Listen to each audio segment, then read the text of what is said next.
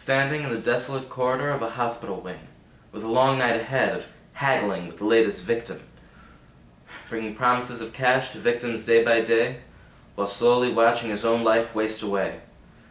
All grown up, but far from dead, out of time and out of his head. He was Mama's one and only son. From his birth, her fantasies had begun. A lawyer for a son would be the talk of the town.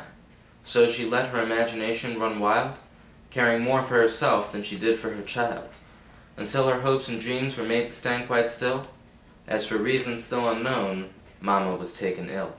In a whitewashed room, faintly lying, surely on the verge of dying, she let her intentions to her son be known, and the boy, with no real lively goal, to his mother's will became a slave, bound to take commands from beyond the grave. So as he grew, he followed in this path, never letting thoughts of his self last, his own feelings set aside, blinded by goals of a higher education, until this place he finally attained, as the pursuit of legal scholarship remained. Upwards of 8 years he sat enslaved, pummeling his mind for endless nights and days, the syllables without a break or space, and memorizing the details of every Supreme Court case, dating back to 1884. Oh, how he felt like such a fool, having not studied Latin in the earlier days of school. Endless nights, reading over heavy volumes, with no companions but the stale black cups of coffee that littered his desk, counter, books, and shirt. No friends or schoolmates with whom to acquaint, and family contacts growing ever faint. Until one day, the day that was arrived, having all these years of law school now survived.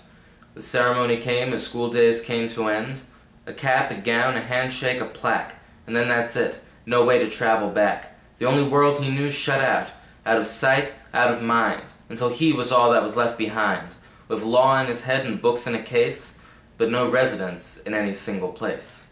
The time was now, but the firms had no real usage for degrees. It turns out there's a hiring freeze, so the workless days transitioned into weeks, months gone by and still no word from the offices where men are expendable and he is not needed.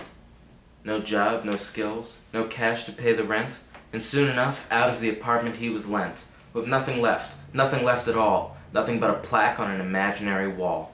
So with no place to go, and none to whom to turn, and no forum in which to use the skills he'd barely learned, he was out on the streets like a dog with mange, in a place with no use for his extensive vocabulary range, sleeping in coffee shops and subway trains, forever on the go with no time to relax, and no income on which not to pay the tax.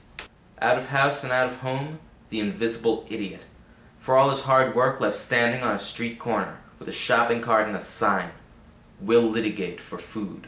Yet soon enough the cold front passed, or so it seemed. Perhaps it was all just the extension of a dream. Yet so he happened down a sleazy alley street, only to his great surprise to meet Kramer, and Steen, after an accident, the first at the scene, the back alley law firm that no one truly needs, with a goal to exploit, profit, and prosper, when those less fortunate are the ones to suffer. But with no other place to go, he placed his hand on the grimy knob and pushed on through to the other side, long ago having lost his pride, until he became a permanent fixture on the other side of the dark and dusty windows. So now he sits, in rest stops and waiting rooms, if only there were room, space to escape this dreamlike state, and start once more with an empty slate, to leave behind this farce and fickle world of wheelchairs, casts, and slings. But his life story holds him in place, restricting like a giant neck brace. Bound to a life sketched in cheap pencil without an eraser, doomed to now and forever be the ambulance chaser.